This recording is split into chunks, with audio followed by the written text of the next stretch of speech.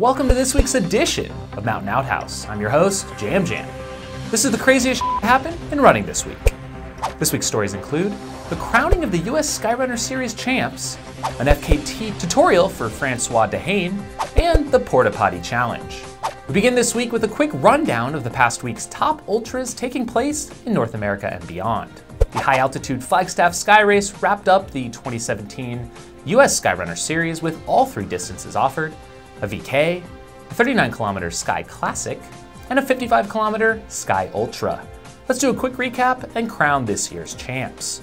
First in the VK, which had a 5-race series starting at Broken Arrow in California, moving to Whiteface in New York, the Naughty Power of 4 in Colorado, the Rut in Montana, and concluding with the bastard Flagstaff VK featuring 2 ridiculously steep downhills to get the required gain in.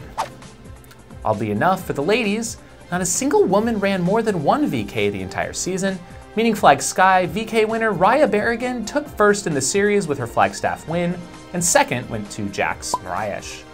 Third place was a tie between the other 4 VK race winners, each with 100 points apiece. For the guys, it was slightly more interesting, with the top 3 on the series podium all competing in 3 races each this season, and going head-to-head twice at the Rut and Flagstaff. JP Donovan won with his second place finish at Flagstaff behind David Sinclair, who only ran a single VK. Flag local Mike Popejoy placed second overall in the series, and Skylar Dracos of Colorado rounded out the top 3. Moving on to the Sky Classic, which was unfortunately negatively affected by the fire cancellation of the Crystal Mountain Sky Race, did see a more competitive ladies field with several competing head-to-head throughout the season, most notably at Kendall Mountain and Flagstaff. Although Catherine Ross won both the aforementioned races, she was bested in the series by Taylor Nolan, who additionally competed in the Rut. Her second place finish at Flagstaff gave her the advantage. Ross was second overall, and placing third was Corey Krichko, who also ran Whiteface. Of note was second place finisher at Flagstaff Alicia Vargo, who gave birth to her first daughter just 3 months prior. She was just 4 minutes back of Ross after moving up on the field of fast ladies all day. Let's move on to the guys. We had some decent competition at this one, with several of the top series finishers going head-to-head, mainly at Kendall, the Rut, and Flagstaff. Timmy Parr came out on top, with several top 10 finishes in individual races, edging out second place series finisher David Sinclair, who placed high at Kendall and won Flagstaff Sky Race. Third place went to Logan Greidenis of Colorado. And finally, the Sky Ultra. The ladies, despite having a full 5-race calendar, most only participated in one event.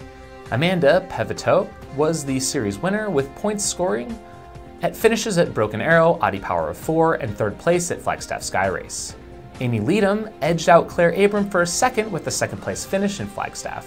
Claire used points from Broken Arrow and I Am Tough, the only 100-miler in the series, to edge out Flag Sky Race champ Christy Connect, who ran an incredible 55K in her hometown, to finish just 3 minutes shy of the course record. Lastly, the Sky Ultra dudes. Morgan Elliott, who won Naughty Power of 4 and placed second at the Rut, decided to drop from the 55K down to the 39K the night prior to chase an auto-qualifier spot in the USATF World Mountain Long Distance Championships, since he had already secured the Ultra Series win without having to compete at the Flagstaff finale. Tim Frericks, with his big win at the 55K and new course record, came away with second in the series by additionally placing second at Broken Arrow. It was Arthur Whitehead in third overall in the series. He also competed in Power of 4 and Broken Arrow. In total, about 11 men ran more than one race the 2017 season. Speaking of those USATF auto spots, David Sinclair of Flagstaff and Catherine Ross will be offered the positions for next year's World Long Distance Mountain Running Champs. Best of luck to them. The Tussey Mountainback 50-mile played host to the 2017 USATF 50-mile road champs, and it was Liza Howard and Anthony Kunkel taking the wins this year. Liza ran a 7:07, winning by 8 minutes, and Kunkel threw down a 5:43 with a 26-minute win margin. The tough East Coast 100-miler Grindstone, kind of a play on the race it qualifies you for, the Hard Rock, went down in Virginia this weekend. Avery Collins had a big win over Brian Risecki and Caleb Denton, finishing in 18:40. For the ladies, it was Kathleen Cusick with the win again in 22:59. The hybrid running and mountaineering ELS 2900 took place across the high peaks in Andorra, with Swedish sisters Lena and Sanna Elcott Hollander winning for the ladies in 21:05, and Dominic Trastoy and Luis Savincente winning for the guys in 16:41. You know, I totally just covered that story to showcase my incredible ability to correctly pronounce, butcher international names. François Dehane is in the States now with his Solomon entourage, targeting an FKT on the 220-mile-long John Muir Trail. He's trying to best the FKT set by Lior Pontolat of 3 days, 7 hours, 36 minutes, set in 2014. His October time window is an interesting choice with snow already in some areas. We'll just have to see how it all plays out. He's departing October 14th due to permits he obtained approximately 6 months ago, knowing full well he could be facing some wintry weather conditions. Currently, they say tune into the Solomon Running Facebook page for all updates on the attempt. We've yet to see a link to François' satellite tracker, which reminds us to officially make this public service announcement for all those attempting an FKT anytime in the future. Here are the generally accepted tutorial steps for setting a fastest known time, or FKT. 1. Announce your intentions. Go to the FKT board's website, find the applicable FKT, and announce publicly your intentions to break a time. 2. Grab a satellite tracker and either share the link publicly or have it available post-record setting effort. 3. Photos and witnesses are a great bonus to proving your trip to the world. Good luck, François. Dave Proctor is most likely the man, and quite possibly the greenest ultra runner we've ever heard of. Not only did he win and set a course record at the 160-kilometer Lost Soul Ultra in Canada, but he run commuted to get there over 170 kilometers. He split up the run to get to the venue over 2 days and then smashed the race in 19 hours, 27 minutes.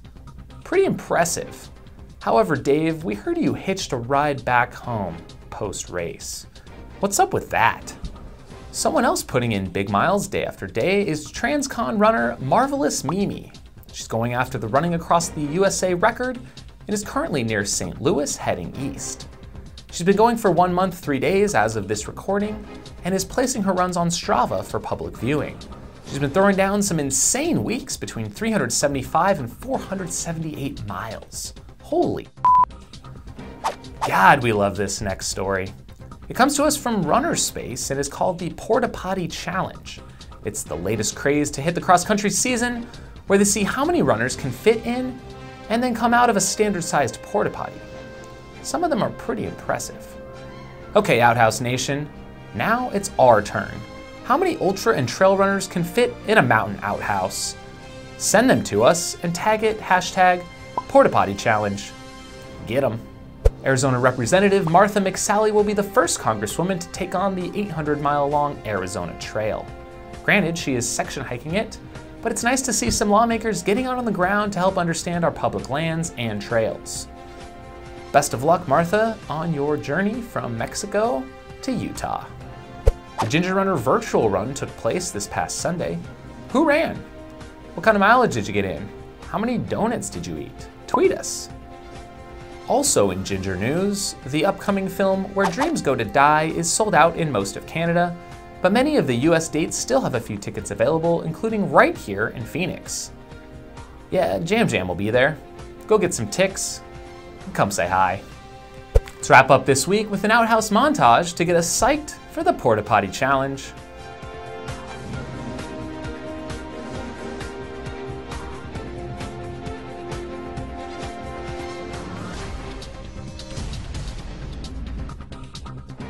Thanks for tuning in, and we'll see you next time. If you have crazy stories to share or have an idea for another challenge involving outhouses, tweet us or dip into our Insta DMs at Mountain Outpost. Have a shitty week. We once again have to thank our Patreon supporters for making this show possible. We just wrapped up our voting for the next Mountain Outpost Challenge, which will be filmed at the end of the month. Drum roll, please. The Pumpkin Spiced Latte Mile. Dear God, please have mercy on us. Join the crew and you'll be able to vote on our next challenge soon.